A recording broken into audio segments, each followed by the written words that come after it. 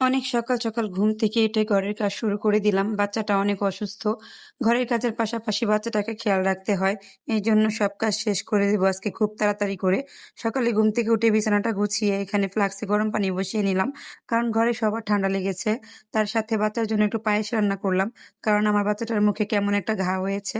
ও অন্য কিছু খেতে পারতেছে না, শক্ত খাবার। তারপরে এখানে আমি কাপড়-চোপড় ধুয়ে নিচ্ছিলাম। কারণ সব কাজ করার আগে কাপড়-চোপড়টা ধুয়ে নিলে ভালো হয়। কাপড়-চোপড় শুকাতে যেহেতু অনেক সময় লাগে, ঘরে ছোট বেবি আছে। পাশাপাশি করে আমি হাঁড়ি-পাতিলগুলো পরিষ্কার করে পাকের ঘরের কাজগুলো শুরু করে দিয়েছিলাম। সাথে রান্নাটাও চড়িয়ে দিয়েছিলাম। কারণ আমি কারেন্টে রান্না করি, রান্না করতে অনেক সময় লেগে যায়। আর সব কাজ একা হাতে করতে হয়। এজন্য অনেক পেরেশানি হয়ে পড়ি। আর ঘরের কাজ একা করতে আমার ভালো লাগে, কিন্তু অনেক সময় শরীরটা চলে না। যাই হোক, আমাদের অনেক ঠান্ডা লেগেছে। কথা শুনেই বুঝতে পারতেছেন, গলা বসে গেছে। আর এই অবস্থাতেও ঘরে সব কাজ আমারই করতে হচ্ছে। কারণ আমার ঘরে হেল্পিং হ্যান্ড নেই। আর এই কাজগুলো আমি ছাড়া আর কেই বা করবে? তো মোটামুটি একটু কাজ শেষ করে আমি এখন একটু চা খাবো। চা না খেলে আমার মাথাটা একদম ব্যথা করতেছে ঠান্ডার কারণে। আর আমার একটা সমস্যা, আমার যতই ঠান্ডা লাগুক, আমি রং চা খেতে পারি না। আমাকে দুধ চাই খেতে হয়। এভাবে করে আমার ঠান্ডাটা ভালো হতে অনেক সময় লাগে। তারপরেও কিচ্ছু করার নেই। আমি রং চা খাই না। যাই হোক, তারপরে আমি পাশাপাশি রান্নাটাও চড়িয়ে দিছিলাম। আজকে অনেক রান্না আছে। ডাল আলু ভর্তা তৈরি করলাম। এখন ডিমটা ভেজে নিচ্ছি। ডিম ভুনা করব। কারণ আমার ঘরের একেকজন একেকটা খাবে। একেক মানুষের একেক রুচি। আর এখানে আমি একটা ডিম রেখে দিচ্ছিলাম আমার ছেলেটার জন্য। আমার ছেলেটাকে খাইয়ে দিব। অন্য আরেকটা রান্না বসিয়ে তারপরে ছেলেকে খাওয়াতে যাব।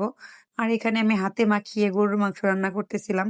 আর হাতে মাখানো গরুর মাংসটা আমার কাছে মনে হয় যে অনেক ভালো লাগে। ঝালটা কম দিব। যেহেতু আমার ছেলেটা নয়তো খেতে পারবে না।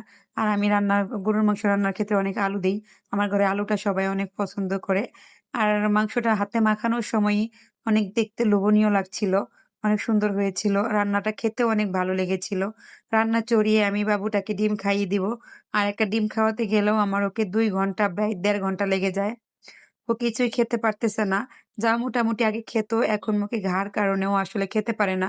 এতে ওর কোনো সমস্যা নেই, ওর কোনো দোষ নেই আসলে। কিন্তু আমি মাঝে, মাঝে মানে কন্ট্রোল হারিয়ে ফেলি রাগের। এখানে আমি চিংড়ি মাছ ভর্তা করে নিচ্ছিলাম। অনেকদিন যাবৎ আমি ভর্তা খাই না চিংড়ি মাছের। ইচ্ছে হলো যে আজকে চিংড়ি মাছের ভর্তা করি। আর চিংড়ি মাছ ভাজাটাই দেখতে অনেক লোভনীয় লাগছিল। অনেক সুন্দর হয়েছিল। ভর্তাটা একটু ঝাল হয়ে গেছিল অবশ্য। ঝাল আরো কম দেওয়া উচিত ছিল। তারপরে আমি ঘরের আরেকটু কাজ করে নিচ্ছিলাম। এটা রাতের দিকে। আমার ঘরের ডাইনিংটাকে যেহেতু আমি একটু নতুন করে সাজাবো, এইজন্য আমি ডাইনিং স্পেসটা খালি করতেছিলাম। ডাইনিং এ আমার র‍্যাক ছিল, কিচেন র‍্যাক ২ টা। ২ রুমে সরিয়ে নিছি। একটা রান্নাঘরে নিয়ে আসছি। আরেকটা আমরা অন্য একটা বেডরুমে নিয়ে গেছি। আর ডাইনিংটা আমি সোফা দিয়ে সাজাবো। এইজন্য আরকি খালি করলাম। আর অবশ্যই আপনাদের সাথে শেয়ার করব। আমার ভিডিওটা যে যেখান থেকে দেখছেন অবশ্যই লাইক, কমেন্ট, শেয়ার করে দিবেন।